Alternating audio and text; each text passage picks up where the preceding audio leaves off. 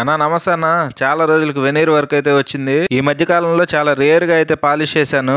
ఇవి కూడా పెద్ద ఎక్కువ పార్టేషన్ వర్క్లు అవేం కాదులే కానీ ఇవి ఓల్డ్ పంచాలు ఉన్నాయి కదా, వాటికి చెక్కుడు అనేది హెవీ అయిపోయిందని చెప్పేసి ఇవైతే వెనీర్ అయితే షీట్లు కొట్టేశారు. దానికి తల దగ్గర బోర్డు, కాళ్ళ దగ్గర బోర్డు మాత్రం మా తమ్ముడికి చెప్పాను కదా 3 months కోర్స్ అని చెప్పేసి మా తమ్ముడికి అయితే ఇచ్చేసాను. వాడే స్ప్రే చేశాడు.